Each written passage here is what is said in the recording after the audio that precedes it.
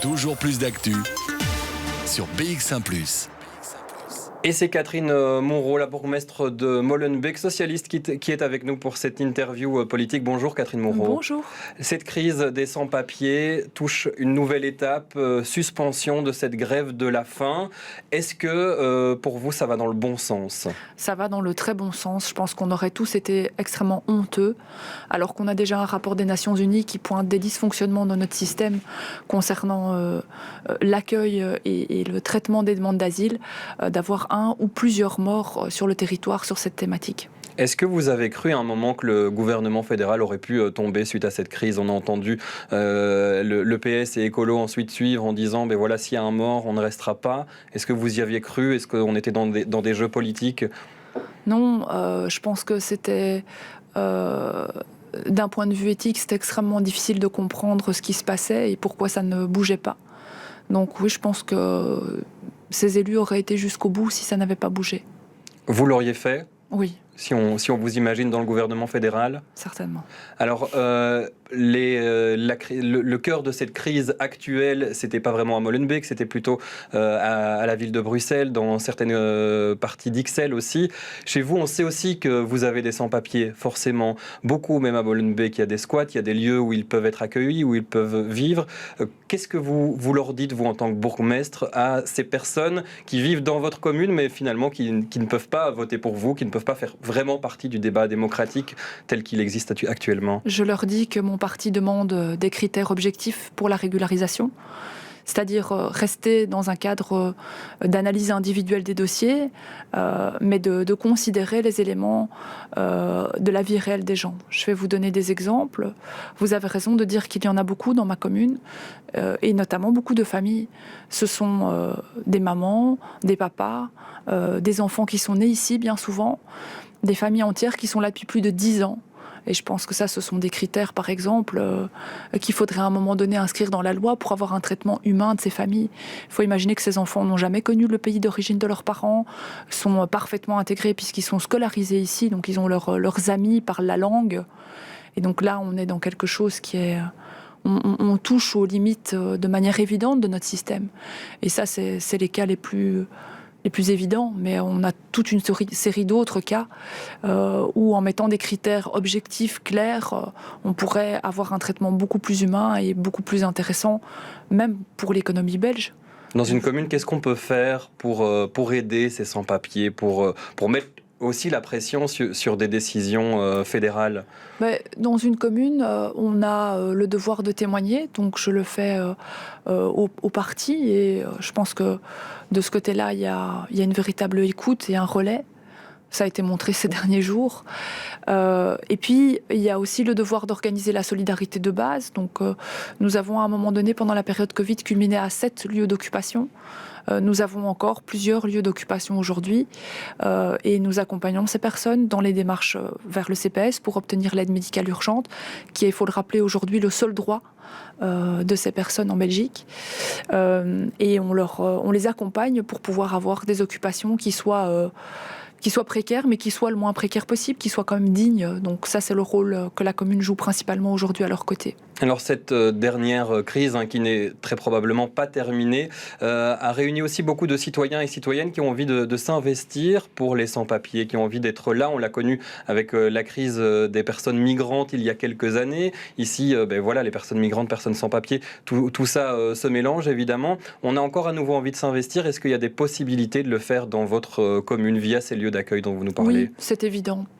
Donc nous, on a une plateforme de solidarité qu'on a créée au début du Covid et qui a servi beaucoup aussi sur l'aide alimentaire et le soutien à toutes ces occupations. Et donc il y a moyen de s'inscrire tout simplement sur la plateforme de solidarité et par là d'entrer dans les tournées alimentaires, dans le soutien logistique, etc. Solidarité que votre commune aussi a montré ces derniers jours pour les sinistrés des inondations. Cette fois, changeant de sujet, 2 bus sont partis à la rencontre des sinistrés de Troo. C'est une commune. Pourquoi vous avez choisi de travailler avec cette commune C'est en avec particulier ? SNE qu'on travaille. SNE, pardon. Donc il faut se remémorer ce qui s'est passé jeudi passé. Fin de journée, on se rend compte que les choses sont absolument dramatiques, qu'il faudra de l'aide. Le vendredi matin, quand je me lève, je trouve sur mon téléphone personnel toute une série de citoyens qui veulent aider, soit en donnant, quoi que ce soit qu'on leur demande, j'ai envie de dire. On parlait de vêtements, on parlait de nourriture. De tout. Soit avec leur force physique, ils veulent aller sur place, ils veulent aider et ils se rendent compte en fait du drame que vivent ces gens. Et donc le collège se réunit de manière extraordinaire et je souhaite qu'on ait une initiative très concrète, qu'on n'ait pas quelque chose qui soit juste dans la déclaration d'intention. Et donc je commence à prendre contact avec des collègues wallons. Certaines communes du Brabant wallon en fait disent écoutez, nous on veut bien mais on pense qu'il y a d'autres personnes qui ont plus besoin. Et du coup, notre proposition d'aide trouve un écho favorable à Esneux, qui est la commune de la ministre de la Santé, Christine Moréal. Et nous faisons partenariat avec Esneux. Il faut savoir qu'à ce moment-là, Esneux ne communique que par SMS. Il n'y a pas moyen d'avoir des communications téléphoniques réelles. Et donc, on convient. Et on a 2 types d'aides. On a une collecte où on a essayé de cibler. On a bien fait parce que finalement, on voit qu'aujourd'hui, il y a plutôt trop d'aide alimentaire, trop de vêtements, pas assez du reste. Donc nous, heureusement, on avait déjà fait des demandes qui étaient un peu différentes. Et puis, surtout, et je pense que c'était vraiment le plus important en termes de communes, de l'aide logistique et matérielle. Et donc, on a effectivement réuni une trentaine de citoyens, c'est-à-dire moitié des professionnels de nos services, des ouvriers des travaux, des ouvriers de la propreté publique, etc. Et moitié des citoyens. Ils sont venus avec leurs compétences leurs compétences pour encadrer et guider nos citoyens et avec leur matériel. Et donc lundi sont partis un camion grappin, un camion 3 tonnes et 2 équipes d'ouvriers plus une quinzaine de citoyens. Et ce matin, à nouveau, et cette fois 2 camions grappins, de nouveau le 3 tonnes, le camion avec les dons et de nouveau une quinzaine de citoyens. Et avec ça, on a chaque fois 30 personnes qui ont travaillé. Lundi, les 30 personnes qui ont travaillé ont récolté 40 tonnes de déchets sur la journée. Pour vous dire qu'il y a du travail, et je sais qu'aujourd'hui, à Esneux, on était fort attendus parce que avec les 2 camions grappins, on a quand même une bonne capacité de travail et on va continuer de les aider. Ça, c'est le renfort, c'est la solidarité. Alors, mais ces inondations, elles pourraient se faire de plus en plus fréquentes, c'est ce qu'on nous dit. On craint encore ce week-end avec les orages qui arrivent que ces régions soient à nouveau touchées. Qu'est-ce qu'on pourrait faire si ça arrive à Bruxelles, dans une commune comme Molenbeek? Comment vous réagiriez en tant que bourgmestre? Tout d'abord, c'est probablement pas le hasard, mais il y a à peu près un mois, quand on a eu les dernières inondations difficiles à Bruxelles, j'ai demandé un état des lieux à nos services et on a fait confluer en fait l'ensemble des demandes d'aide des habitants pour essayer d'avoir vraiment une cartographie de notre réseau souterrain, puisque nous ne gérons pas les égouts, c'est Vivaqua qui les gère. Donc pour pouvoir avoir une cartographie des endroits où on pourrait potentiellement avoir des difficultés. Il faut savoir qu'on a déjà implémenté la situation dans les dernières années en créant des bassins d'orage supplémentaires, mais qu'à certains endroits c'est pas suffisant.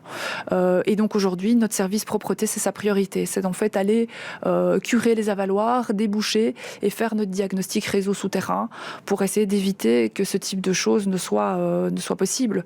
Maintenant, il ne faut pas se leurrer. On arrive dans un contexte urbain comme beaucoup plus dense. Très bétonnée et on est une commune à fleur de canal. Donc c'est certain que si demain de telles choses surviennent, on sera, j'ai envie de dire, aux premières loges. Donc voilà. Mais il y a un travail préventif qui est en train d'être réalisé. Un travail préventif qui n'a pas eu assez lieu en Wallonie, d'après vous? Écoutez, moi j'ai lu que 8 experts sur 10 disent que quoi qu'on aurait pu faire, on n'aurait pas pu éviter ce qui s'est passé.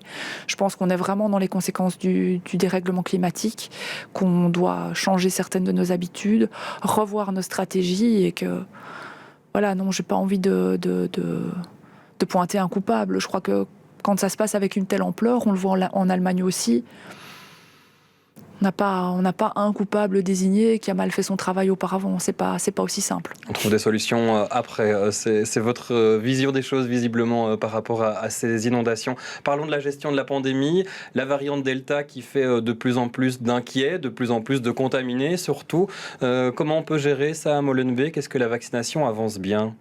La vaccination, elle avance, mais un peu partout aujourd'hui. On voit que les vacances nous freinent et c'est fort logique. Beaucoup de gens sont partis. Et chez nous, je pense que dans les taux qu'on a chez les plus jeunes, qui sont des taux qui ne sont pas très très bons, c'est beaucoup ça qui est à l'œuvre. Le fait de devoir attendre un mois alors qu'enfin on allait partir en vacances pour avoir le rappel. Je pense qu'on va avoir un afflux de vaccinés à la rentrée. C'est la raison pour laquelle j'ai demandé qu'on puisse garder notre centre de vaccination ouvert. Cette demande a été entendue par le ministre, je l'en remercie. C'est important parce qu'il nous reste énormément de gens à vacciner à Molenbeek. Est-ce qu'il y a encore beaucoup de personnes qui sont réticentes par rapport à ce vaccin vaccin? Est-ce que votre travail de prévention, d'explication fonctionne?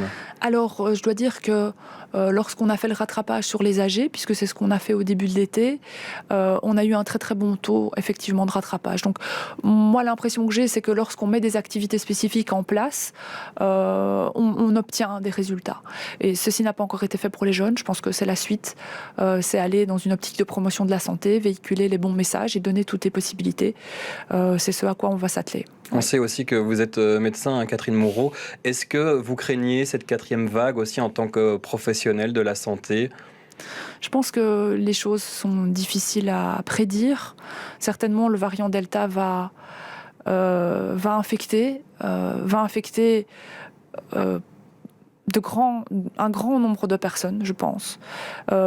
Si on a beaucoup de vaccinés, on aura beaucoup moins de conséquences dramatiques et c'est ça qu'il faut évidemment essayer d'avoir. Alors la situation clinique, elle restera stable. Ça veut dire que la situation au niveau des hôpitaux pourrait ne pas se détériorer grandement comme on l'a connu auparavant.